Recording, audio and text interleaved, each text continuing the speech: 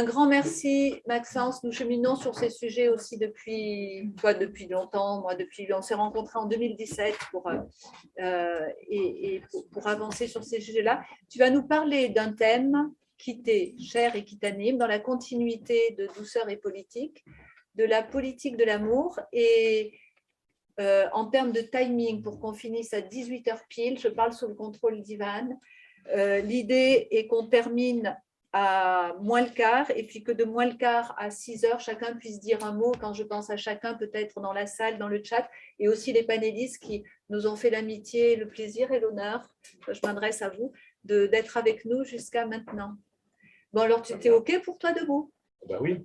Allez, surtout que tu connais bien cette salle, tu fais souvent des conférences à cette place-là. Oui, enfin, en général, je préfère quand même prendre la parole debout. Ouais. Bon. Je t'en prie. Ah oui, attends, si, t'as ton jingle. Oui. Roland, où es-tu? Attends.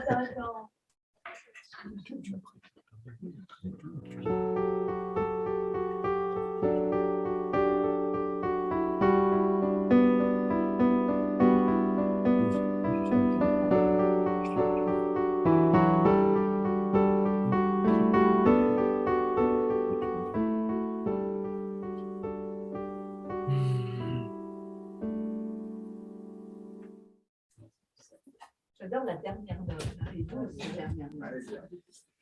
Maxence, avant que tu ne prennes la parole pour mettre en perspective tout ce qui a été dit, quelques mots de présentation que tu as pu évoquer au moment de la rencontre entre midi et deux avec les partenaires, mais tout le monde n'était pas là pour écouter. J'adore ta phrase de lancement et c'est comme ça que tu l'as écrit sur le CV que tu nous as, la bio que tu nous as donnée. Tu es ethnologue de vocation et journaliste par passion. C'est au moins deux de tes casquettes parce qu'en fait, tu en as tout plein. Quand on connaît Charles Maxence, c'est tout plein de casquettes, Charles Maxence. Tu es pionnier d'une information écologique et socialement responsable. Tu es à l'initiative de la revue Orps, l'autre planète, dont nous avons parlé à midi, une revue encyclopédique et intégrative de la science, des arts, du fantastique, du changement de paradigme et d'ouverture de conscience qui rassemble des éclaireurs et visionnaires du monde d'aujourd'hui. En fait, tu es toi aussi à la croisée, à la rencontre de ces éclaireurs du nouveau monde. Tu travailles également à Bruxelles, au sein du Parlement européen, sur des questions santé et environnement, ce qui te rend imbattable sur toutes ces questions-là à échelle macro-politique. Macro? Non, j'ai dit macro parce que j'aime. Oh, allez. Je te laisse, Maxence, quand tu es parti. Je sais que tu… Voilà, je te laisse la parole. Nous te laissons, Ivan et moi, la parole pour mettre en perspective cette journée. Merci Laurence, merci beaucoup pour cette journée. Un gros projet qui était dans l'air du temps depuis tant de mois. Et merci Ivan, et merci à tout le monde d'être présent. Et merci aux internautes de s'être rassemblés pour aussi suivre tout ce qui s'est déroulé dans cette journée. Ça a été quand même une belle journée. On a eu beaucoup d'informations, beaucoup de propositions. Et c'est intéressant parce qu'en fait, ça nous permet de prendre appui dessus pour passer aux marches d'après. Et effectivement, moi, je déboule avec un peu une expression qui sonne un peu bizarre, qui est celle de la politique de l'amour. Alors, pourquoi cette expression de la politique de l'amour? On se dit, mais c'est pas possible, c'est n'importe quoi. Et en même temps, dès la première intervention, quasiment, avec Sonia, il en a été question. D'un gouvernement éveillé, d'un gouvernement de l'amour. Qu'en est-il si le cœur est aux manettes et prend les commandes? C'est effectivement cette idée-là. Cette idée de la politique, qu'est-ce que c'est? La politique, c'est c'est les règles pour vivre ensemble. C'est ce qui concerne la vie de la cité. C'est ce côté. C'est pas simplement le gouvernement, c'est vraiment le vivre ensemble et les règles qu'on va poser et la façon dont effectivement nous allons avoir des représentants ou des élus qui vont être les gardiens, les garants, ou en tout cas ceux qui arbitrent et qui prennent des décisions par rapport à ce qu'il y a comme défi à traverser ou comme principe à maintenir par rapport au fait de vivre ensemble. Et l'autre chose, c'est l'amour. On ne va pas forcément rentrer dans des grandes envolées lyriques par rapport à l'amour. On ne va pas non plus forcément se battre sur les définitions ou les acceptations qu'on peut avoir en fonction comme ça de la sémantique. En revanche, notamment, on y reviendra un petit peu après par rapport aux neurosciences. Bon, Marie-Pierre nous en a parlé, et puis d'autres intervenants aussi. On va entendre l'amour par rapport aux qualités du cœur, par rapport au pardon, par rapport à la gratitude, par rapport à la confiance, par rapport à la présence, par rapport à l'attention, par rapport à toutes ces qualités de cœur qui vont être valorisées au niveau de notre société et qui sont autant de visages ou de facettes de cette énergie d'amour qui va être présente. Et donc, la question derrière cette expression de la politique de l'amour, et c'est vraiment à dessein que l'expression est énoncée, de façon à un peu secouer nos neurones en faisant cette association, c'est à quoi ça peut ressembler, comment ça pourrait être si, au lieu que ça soit le profit ou la libre circulation des marchandises, c'est-à-dire que ça soit l'amour, ce qui est autour de l'amour, ce qui est autant de déclinaisons et de visages et de facettes de l'amour, qui deviennent la référence, qui deviennent la boussole, la fameuse boussole qu'on a évoquée un peu plus tôt dans la journée, la boussole pour guider notre vie commune et notre vie collective. Alors, donc, un des aspects, un des visages, ça pourrait être, bon, moi je l'évoque souvent dans certaines interventions, certaines analyses, c'est la société de confiance.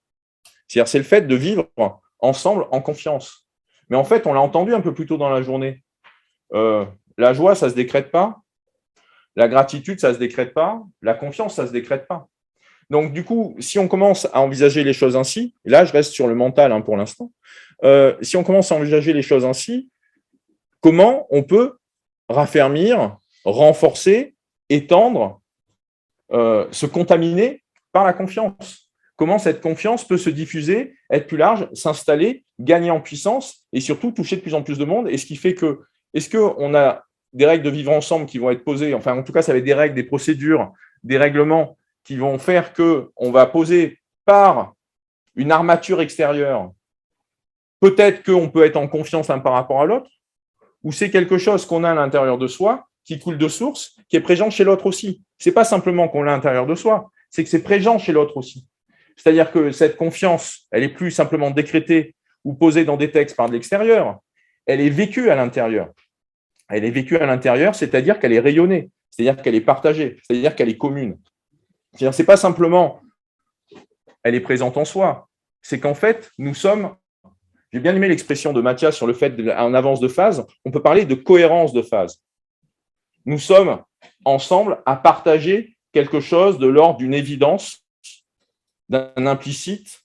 Là, du côté de l'anthropologie, de l'ethnologie, bien sûr que ça, il y a des résonances par rapport à ça, mais on partage quelque chose qui fait partie des valeurs ou des normes ou des codes qui vont être tacites, qui vont être induits, qui coulent de source, sur lequel, bien sûr, on peut parler, sur lequel, bien sûr, on peut se faire des rituels, se taper dans les mains ou à se faire des serments, la main sur le cœur. On peut ritualiser les choses de plein de façons différentes, mais c'est d'abord quelque chose qui est sacré. C'est-à-dire c'est quelque chose qui va être considéré comme tellement important que ça ne se rompt pas. Ça ne se rompt pas, ça ne peut pas être brisé, ça ne peut pas être trompé, ça ne peut pas être tordu. Ça, c'est juste, par exemple, par rapport à la confiance. On ne va pas forcément embrayer sur la gratitude, sur la joie, sur plein de choses comme ça. Mais ce que ça ouvre, ce type de réflexion, de raisonnement, c'est quoi? C'est qu'on voit très bien en fait que la contrainte extérieure, la règle posée, le mental qui pose l'armature, et même éventuellement les mots avec lesquels je vous abreuve actuellement, quelque part, en fait, ce n'est pas ça qui compte. Ce n'est pas cette réalité qui compte. Ce qui va compter, c'est ce qui se passe en nous. Bon, il y a des mots qu'on a employés aujourd'hui. Bon, là, le moment où on en est dans l'explication, ou dans l'exposé, c'est l'expérience de l'être. C'est-à-dire, c'est la notion de l'expérience, du vécu, du ressenti, l'expérience. Et en fait, là, on est dans l'être. Donc, là, on commence à ouvrir sur d'autres aspects, en fait. L'expérience de l'être. C'est-à-dire, donc, qu'est-ce qui se passe en nous? Et c'est là où les sciences nous amènent des choses par rapport à ça. Les neurosciences, notamment. C'est qu'en fait, on se rend compte, enfin, les neurosciences, depuis 20 ans, 30 ans, en tout cas, au moins depuis le milieu des années 60, commencent en fait à faire le catalogue de toutes les petites hormones, de tous les petits neurotransmetteurs, de toutes les petites molécules que notre corps sécrète en fonction de notre état émotionnel, en fonction de notre état de conscience. C'est-à-dire que ces choses qu'on peut dire et qui ne se décrètent pas, mais qui sont d'abord, en tout cas, des expériences vécues, des choses ressenties, correspondent à un cocktail chimique en nous. Il y a un petit peu aussi d'électrochimie, il y a un petit peu, donc, évidemment, d'électromagnétisme. Peut-être qu'on y reviendra après, il pourrait y avoir des questions là-dessus. D'électromagnétisme, c'est-à-dire de rayonnement électromagnétique, d'une influence qui est à distance, une influence qui est intangible, une influence qui est invisible, une influence qui traverse la matière, qui traverse les murs, et pourtant elle est là et elle existe. Mais on revient d'abord sur la matière d'abord, avant d'être sur l'invisible et sur l'immatériel. Donc, en fait, à un état de conscience donné, ou en tout cas une émotion donnée, on va avoir un cocktail chimique qui va être présent dans le corps.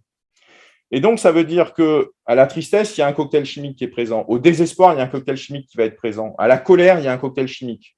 On connaît les hormones de stress, donc du coup la violence, l'agressivité, il y a un cocktail chimique. En plus, quand on est en situation de peur, de panique, il y a un cocktail chimique. Quand on est en situation de stress chronique ou d'état de fébrilité chronique, il y a un cocktail chimique. Et en fait, l'inverse est vrai également, ou en tout cas, c'est également vrai, puisque là, on est donc peut-être dans des lois universelles du vivant ou dans des lois universelles de la matière du vivant, de ce qui se passe dans l'incarnation, de ce qui se passe lorsque nous sommes dans un corps. Il y a aussi des équilibres chimiques qui sont fins, la joie, la félicité, la gratitude. Je les réévoque parce que rien même que de les nommer, en fonction des souvenirs que l'on peut avoir, quelque chose se passe. Un sourire grandit en vous. C'est un mot, et pourtant ça fabrique quelque chose en vous d'un point de vue chimique. Donc là, c'est intéressant parce que peut-être ça ouvre un nouvel espace, ça ouvre un potentiel, une option. C'est le fait, et merci Marie-Pierre pour ton intervention qui était magnifique là-dessus en termes de quintessence. Et si on se reconditionnait en fait? Si on changeait de conditionnement? Si on osait changer de conditionnement? C'est-à-dire que, ok, on a des influences extérieures, en plus on a des influences invisibles, et éventuellement on a des influences depuis tout petit, voire éventuellement depuis avant. Waouh! On ne va pas s'en sortir. On est pris dans un truc, quoi. Est-ce que c'est le fameux brouillard dont Myriam nous a parlé? En tout cas, nous sommes pris dans quelque chose. Ce quelque chose nous influence, ce quelque chose nous contamine. Donc, il influence, il contamine les cocktails chimiques qu'on a en nous, qui sont le reflet de nos états de conscience, des modifications de nos états de conscience. Tiens, j'y pense d'ailleurs, peut-être qu'on fera une question là-dessus. État de conscience, état, tiens, bigre, passerelle, connexion, qui sait? Bref, sortons du fractal 2 secondes. Ok. Donc, on va avoir des conditionnements. Nous avons des expériences de vie. Ces expériences de vie, on peut appeler ça des événements, on peut appeler ça des phénomènes. Donc, pour l'instant, on va appeler ça des expériences de vie par rapport à cette idée que ça laisse une marque ou une empreinte dans notre corps. Le corps est central, le corps est clé. En tout cas, moi ici, au niveau de mon intervention, je vais insister sur la matière et ce n'est pas fini. L'invisible, il est omniprésent, il est là, qu'on le sache ou non, de toute façon, il est là. Mais de grâce, ne négligeons pas la puissance et le pouvoir de la matière. Il y a une puissance et un pouvoir fondamental avec la matière, c'est un amplificateur. La matière permet d'amplifier les choses. On peut appeler ça un condensé, une concentration, une catalyse, si on veut. La matière permet d'aller plus loin. C'est pour ça qu'Einstein, on a parlé d'Einstein au début, c'est pour ça qu'Einstein nous parle de E égale mc2. C'est-à-dire qu'en gros, la matière, c'est de l'énergie en ultra condensée. Donc, si on est en train de commencer à décrire des choses, ou en tout cas à privilégier des approches qui sont sur l'énergie, sur les vibrations, sur l'immatériel, c'est juste d'un point de vue scientifique, c'est juste d'un point de vue cosmique, mais en tout cas, c'est la matière qui est plus puissante que l'énergie. C'est en cassant la matière qu'on se rend compte qu'on a des énormes explosions d'énergie. Donc, la matière, par essence, c'est de l'énergie concentrée. Donc, mettre en mouvement la matière, informer la matière, donc, bien entendu, on y revient, la matière vivante. Donc, jouer sur comment je bouge le curseur pour changer de conditionnement, pour changer de programme, pour m'engrammer différemment.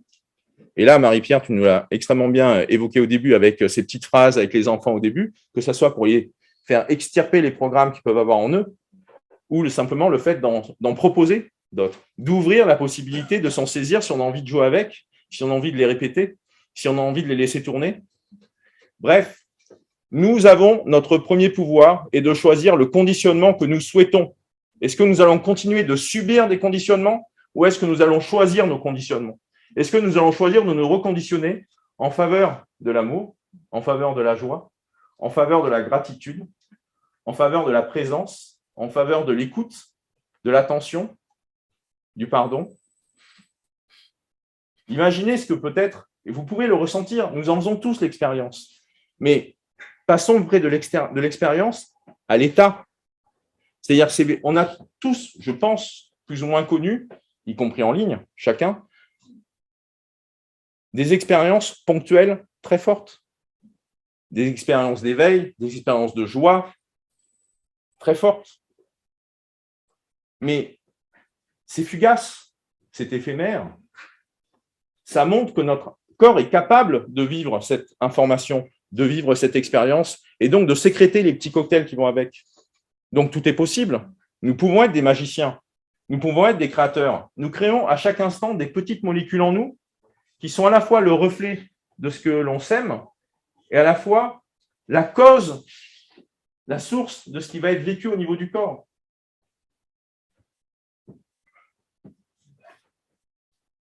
Donc là, on va passer sur une autre émotion.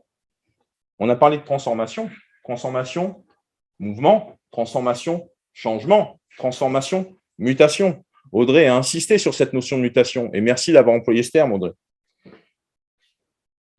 Souvent, enfin, en tout cas dans les sciences de l'information est décrite comme un changement qui provoque du changement. Donc, et pour revenir à mon histoire de conditionnement ou de reconditionnement, est-ce que le changement, il est plus grand que moi ou est-ce qu'à mon échelle, je peux faire des petits changements et ces petits changements vont appeler d'autres mouvements ou d'autres constructions en moi qui vont me donner du courage. On a beaucoup parlé d'éveil, enfin, un petit peu parlé d'éveil aujourd'hui, bien sûr, de conscience. Mon analyse personnelle, stratégique, si on veut employer des grands mots, ou prospective, ou tendancielle, si on veut raisonner comme ça selon des écoles de pensée qui sont celles de la prospective et de l'analyse des signaux faibles, et du sens qu'il peut y avoir derrière ces signaux faibles, qu'on va écouter, qu'on va collecter. Nous n'avons pas d'autre option et d'autre chemin que celle d'un éveil des consciences massifs mais individuelles. L'éveil des consciences individuelles, ce n'est que parce qu'il sera massif que nous pourrons changer, évoluer. Ce n'est pas parce qu'il y aura un sauveur ou un groupe d'éclairés ou un groupe d'élus. On n'est plus comme il y a 500 ou 600 ans. C'est terminé tout ça. Il y a une forme, et d'ailleurs c'est des courants de pensée qui embrassent ces expressions-là. Certains prônent un anarchisme spirituel. Le fait que nous sommes tous, à notre échelle individuellement, responsables et avons le pouvoir de gérer comment on va évoluer, quel regard on va avoir sur le monde. Alors bien sûr, ça peut poser des abus qui seront lève-toi et marche, des abus qui vont être t'es dépressif, c'est de ta faute, tu te démerdes. Ok, ça, ce sont des excès, ce sont des abus. Ce qui est sûr, c'est que on ne pourra changer collectivement que parce que nous sommes une majorité, ou nous sommes en tout cas une certaine masse critique à avoir évolué et basculé, et parce que derrière, effectivement, ce que nous sommes, ça aussi, c'est les neurosciences qui nous amènent ces informations-là, ce que nous sommes est en mesure d'influencer autrui, d'influencer la personne autour de nous, d'influencer le système qui est autour de nous. Un exemple, puisque ce n'est pas forcément des termes qu'on a utilisés aujourd'hui, jusqu'à présent en tout cas, la notion de cohérence cardiaque. Le fameux, oui, on a parlé du cœur, mais on n'a pas forcément parlé du chant du cœur. De ce chant, Myriam nous a invités à le visualiser d'une certaine façon. Le chant du cœur, c'est-à-dire en gros, ça fait 30 ans que scientifiquement parlant, on sait que le champ magnétique du cœur, il a une portée qui va jusqu'à 1,20 m. Enfin, pardon. Ça, les appareils ont mis en évidence que jusqu'à 1,20 m de distance, votre pulsation cardiaque, le champ magnétique de votre cœur, va fabriquer des pics d'activité sur votre activité cérébrale. Jusqu'à 1,20 m de distance, sans se toucher. Là où vous êtes, ici en tout cas à l'Agora, où que vous soyez, qui que vous soyez, autour de vous, vos voisins sont modifiés dans leur façon de penser par votre activité cardiaque. Il n'y a pas besoin de se toucher, ça fonctionne comme ça. C'est un exemple d'influence qu'il peut y avoir autour de nous. Donc, si on va cultiver de la confiance, si on va cultiver de la cohérence, si on va cultiver une certaine relation au monde qui va être émerveillée, qui va être aimante, qui va être dans la joie de voir les êtres se sentir libres, de voir les êtres sourire, dans la joie de préserver l'harmonie, le fait de déguster, de savourer en vous la concorde. Eh bien, ça, on a parlé un petit peu du cocktail physico-chimique, des cocktails chimiques présents en vous, c'est aussi une réalité d'un point de vue vibratoire, d'un point de vue électromagnétique, par rapport à cette énergie qui est rayonnée autour de vous, par rapport en tout cas à ces pulsations, ces ondes qui sont rayonnées autour de vous, puisque, je le rappelle, la puissance électromagnétique du cœur, c'est 1000 fois la puissance du cerveau. Alors, voilà, c'est pour ça qu'on a d'abord détecté en 1889 l'activité électrique du cœur, avant de détecter en 1929 l'activité électrique du cerveau, et puis après, c'est en 63 qu'on a détecté l'activité magnétique du cœur, et vers les années 70-71 qu'on a détecté l'activité magnétique du cerveau. Le cœur prime. Le cœur est une vraie dynamo, une vraie centrale d'énergie électromagnétique dans votre corps. Ça, c'est juste une balise. Je reviens au courage. Donc, l'éveil, on en a un petit peu parlé. Donc, en fait, presque, on pourrait dire que l'enjeu aujourd'hui, certes, d'accord, mais l'enjeu aujourd'hui, c'est plus tant est-ce qu'on a conscience des choses, c'est plus tant est-ce qu'on a l'information. Oui, il faut qu'on continue à informer, oui, il faut qu'on continue à semer ça. Mais en fait, ces conditions qui sont nécessaires, mais ne sont plus suffisantes. Si on raisonne en facteur clé de succès, comment on fait là? Concrètement, qu'est-ce qui se passe? Et donc, en fait, tiens, le courage peut faire son entrée. Le courage est peut-être une option intéressante. Ce qui est intéressant étymologiquement avec le courage, si je ne me trompe pas, mais Audrey me corrigera si besoin par la suite, c'est agir avec le cœur. Bigre, fichtre. Et un chemin s'ouvre à nous. Agir avec le cœur. Donc, en fait, renforcer le courage, c'est nous donner plus de possibilités d'agir, plus de continuer à, plus de pouvoir influencer cet environnement autour de nous et notre groupe et la société et le collectif. Œuvrer ensemble. Il y a la dimension prendre soin, je voulais la placer, hein, et œuvrer ensemble. Il me reste 10 minutes, je pense. Ouais. Ok, donc juste 5 minutes. Un point important sur lequel je voudrais conclure. Donc, vous avez un peu compris ce qu'il peut y avoir sur la politique de l'amour. Je l'avais un petit peu dit dans la petite vidéo de teaser avec Laurence, et je crois qu'il y aura une version longue qui sortira le moment venu. C'est, OK, comme Mathias a pu le rappeler aussi, hein, d'ailleurs, on a d'abord des personnes qui commencent à percuter, à évoluer, et puis en fait, il y en a d'autres un peu plus nombreuses derrière, et puis après, hop, il y en a encore un peu plus nombreuses derrière. Donc là, on parle d'opinion, on parle de choses comme ça. Et puis après, éventuellement, il y a des textes de loi qui sortent et qui deviennent le reflet de cela. Mathias évoquait les questions, par exemple, sur le droit des animaux. Moi, un exemple que je prends toujours dans les conférences, c'est, par exemple, le droit à l'avortement. C'est-à-dire que il faut avoir du courage pour signer des textes où on s'affiche publiquement comme étant des salopes. Il faut avoir du courage pour faire des actions qui sont officiellement répréhensibles au niveau de la société. Okay. Donc, changer les choses, automatiquement, ça suppose de faire un pas de côté et d'être effectivement éventuellement pointé du doigt. Et donc, par rapport à ça, on pourra en reparler après dans les questions et les débats, et comment renforcer ce courage, comment nourrir le courage, comment cultiver le courage. Ce n'est pas simplement cultiver son jardin à la façon Voltaire, mais c'est clairement une image qu'il faut conserver. C'est comment cultiver son courage, en avoir un peu plus pour oser faire, oser agir. Alors, la colonisation du futur. Un enjeu clé. On a parlé un petit peu on a parlé de l'invisible, on a parlé de la conscience, on a parlé de ces mutations et de ces transitions qui sont dans les tuyaux, qui sont en cours. Sur la fin, on a même parlé un petit peu d'intelligence artificielle. Tout ça, ce sont des potentiels. Tout ça, ce sont des choses qu'on peut visualiser, qu'on peut imaginer. Et il se trouve que, et Philippe Guillemant, le physicien dont il a été question un peu plus tôt dans la journée, s'inscrit complètement dans ce courant qui est celui de la physique de la conscience, d'appliquer vraiment des formules mathématiques, des formules de physique pour cadrer qu'est-ce qu'est la conscience, et ainsi de suite. C'est à la jonction de plusieurs courants ou de domaines c'est pas que des courants, c'est des pans entiers de connaissances scientifiques qui sont la physique quantique d'un côté, la physique de l'information de l'autre. Il y a éventuellement pas loin la physique classique, mais la physique de l'information fait la jonction de la physique classique et de la physique quantique. Et donc, quand on commence, la physique quantique, elle traite de quoi? Elle traite des phénomènes, des événements qui se déroulent à une échelle qui est inférieure à celle des atomes. Car il y a des choses qui se déroulent tout en bas. Il y a des choses qui se déroulent à l'échelle de l'infiniment petit et à l'échelle de l'invisible. Ça donne tout un courant de technologie qu'on appelle les nanotech, les nanosciences. De la même façon que le développement des techniques de réanimation ont permis de fabriquer des expériences de mort imminente en tant qu'expérience de masse au niveau de l'humanité sur les 50 dernières années, c'est la médecine matérialiste, c'est la médecine de réanimation qui a permis que l'expérience fasse, je répète, une expérience de mort imminente, enfin, en tout cas, que les expériences de mort imminente soient une expérience de masse à l'échelle des sociétés et à l'échelle des civilisations occidentales. Auparavant, il y avait peut-être une personne sur 1000 qui revenait.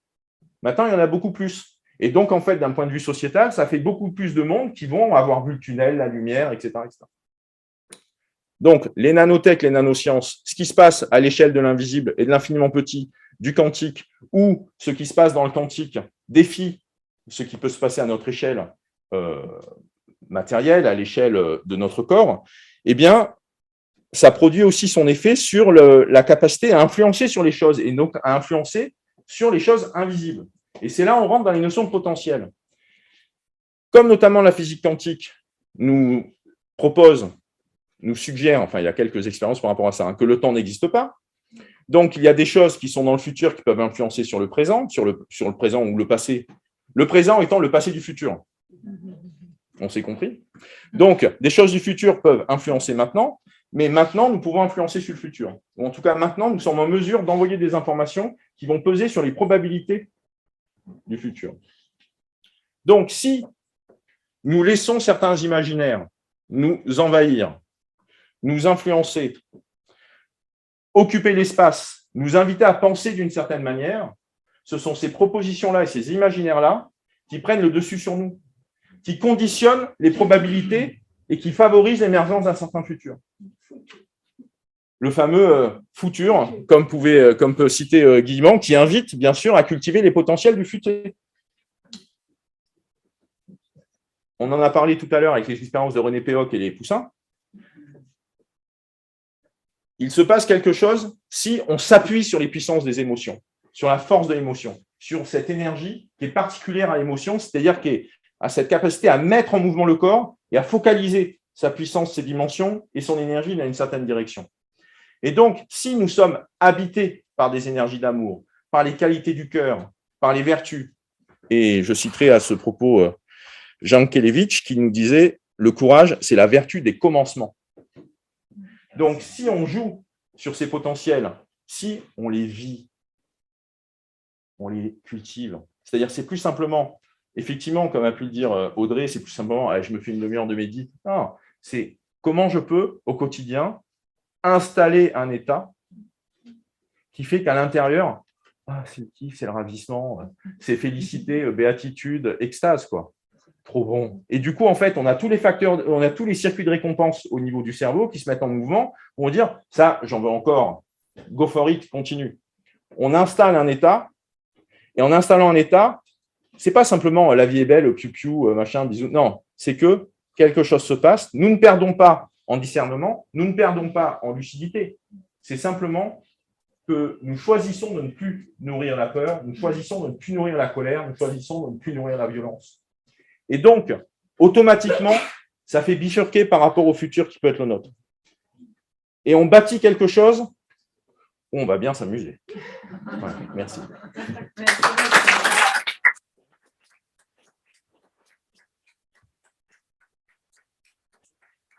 Donc, quelques minutes pour quelques témoignages et prises de parole. Peut-être pas un échange complet, Maxence, mais juste quelques témoignages. En priorité, effectivement, ceux ou celles qui n'ont pas parlé. La règle au Parlement européen, c'est une minute, une minute. Une minute. Alors, Nadine. Moi, je veux bien une question naïve posée aux scientifiques à partir de ce que tu dis. Que se passerait-il concrètement si un groupe de citoyens imaginons idéalement tout un peuple, se mettait à chaque moment qu'il y a une prise de décision au niveau de l'Assemblée nationale, une prise de décision des décideurs politiques au niveau européen, à envoyer une énergie d'amour sur les décideurs. Peux-tu nous expliquer ce qu'est-ce qui... Peux-tu reprendre la question? Je ne suis pas sûr que tout le monde Oui, entende. donc je vais répondre. Alors, cette question serait, que pourrait-il se passer, quand serait-il que nous suggèrent les scientifiques si, lors de décisions politiques importantes, dans des assemblées, au Parlement européen par exemple, des groupes de personnes se rassemblent pour envoyer, par exemple, des énergies d'amour sur ces prises de décision. Ça correspond aux expériences de Maharishi qui ont été faites dans les années 80. Ça correspond à quelque chose, je pose l'expression parce qu'elle n'a pas été employée aujourd'hui, sur laquelle j'ai enquêté, je dois sortir mon article incessamment sous peu dans le prochain ordre, sur l'activisme subtil. Le fait de ne pas être activiste en descendant dans la rue et en faisant des manifs, et pourtant Starhawk l'a fait aussi, hein. Rappelons cela, Starhawk, cette militante américaine, qui à la fois sur le plan de l'engagement sociétal et de la responsabilité spirituelle. Que choisissons-nous de cultiver au quotidien? Quel est notre chemin? Bon, après, en plus, avec Starhawk, ce qui est super, c'est qu'elle est évidemment dans ce courant d'un néo-féminisme ou d'un néo-chamanisme où le féminin sacré se relie. Ça, c'est par rapport à Starhawk pour situer pour ceux qui ne la connaissent pas. On peut imaginer que ça aura une influence.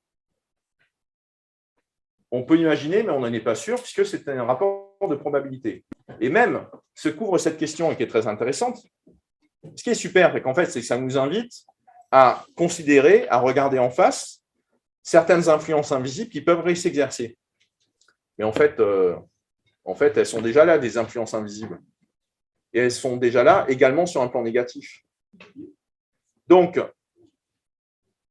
la réalité dans toutes ces dimensions, y compris sa dimension politique, combine de la matière et de l'immatériel, combine des pensées qui sont des désirs, qui sont des projections, qui cherchent à fabriquer de l'ordre, qui cherchent à fabriquer du réel, qui va aller dans un certain sens. On peut avoir effectivement des utopistes qui vont bosser le cœur là, pour devenir un peu des champions du monde de la cohérence cardiaque, pour rayonner des champs de cohérence qui vont être puissants. C'est une piste. Je préfère de loin le fait qu'il y ait des expériences d'éveil à l'échelle individuelle, y compris par rapport à des personnes qui seront aux manettes dans 10 ans, qui seront aux manettes dans 15 ans, qui vont cultiver des états pour pas simplement que ce soit des goûts fugaces, mais que ça soit un peu plus installé, 1 minute, 1 heure, 1 jour, quelque chose qui est là, et que ces personnes-là, quand elles arrivent aux manettes, mais ça coule de source en fait. Ça, c'est non. Le vivant, c'est oui. L'harmonie, d'abord. Des puissances qui ne cherchent pas, des puissances qui sont mues par l'avidité ou par la rapacité, c'est non. Et c'est là où, à mon sens, en tout cas, c'est cette perspective-là qu'à court terme, on s'amuse ou qu'on tente de peser sur les probabilités en se réunissant et en fabriquant des batteries ou des cœurs. Des cœurs, C-H-O-E-U-R. OK ? Des cœurs. Maxence, est-ce que c'est ton mot de la fin, puisqu'on arrive tout à fait à la fin? Unis sur cœur. On peut. Ouais, j'aime bien que on peut. Unis sur cœur. Mais donc, à court terme, qu'en gros, qu'on ait des commandos qui méditent pour compenser certaines décisions, pourquoi pas? Mais franchement, ce qui compte plutôt, c'est d'abord que des États soient cultivés pour que ça soit une évidence. Et c'est ça qui va fabriquer de la cohérence sur tous les plans et sur toutes les dimensions. Voilà. Mais peut-être qu'on peut prendre une deuxième question. Ah, il y a eu pas mal de retard, on peut prendre une deuxième question, s'il vous plaît. Une seule de quelqu'un qui n'a pas parlé et un commentaire bref qui sera ta conclusion. Non, mais ça, tu as déjà parlé. Donc, je peux faire quelqu'un qui n'a pas parlé. Oui, madame. J'avais besoin de répéter la phrase Mobilisons l'énergie de nos cœurs et nos créations seront vivantes. Voilà, merci pour la Merci. Oui. Alors, Une autre question. Sinon, une dernière intervention. Écoutez, d'un point de vue en tout cas politique ou d'un point de vue sociétal et d'un point de vue contemporain de ici et maintenant, parce que le courage est une émotion de ici et maintenant, puisque c'est l'émotion qui permet de se mettre en mouvement, qui se permet d'agir, quitte à sortir du rang. Donc ça se construit au peu à peu, vraiment à travers. Il y a plein de petits exercices pour gagner en courage, pour ceux qui pourraient douter de leur courage fondamental alors que nous sommes tous courageux. Nous sommes tous courageux, comme nous sommes tous habités par l'amour, nous sommes tous le résultat de l'amour. L'amour est déjà présent. On pourrait même pousser en disant que l'amour a déjà gagné. Parce que sinon, on ne serait pas là. Sinon, on ne serait pas là. Tout ce qui est autour de nous est la concrétisation, la matérialisation de désirs, d'envie et d'une sorte d'émerveillement qu'il peut y avoir au niveau de l'enfant intérieur. Et la phrase de fin que je pourrais glisser à l'invitation insistante d'Yvan, c'est nous sommes ceux que nous attendons. Nous sommes déjà là. Le futur dépend de ce qu'on fait dans le présent. C'est pas préparons le futur. Non, c'est maintenant qu'on doit agir si l'on veut fabriquer les changements potentiels qui sont ceux auxquels nous aspirons. Merci Charles Maxence. Je lis une phrase d'un internaute. En particulier pour ta conclusion bien motivante, on va bien s'amuser. Exactement.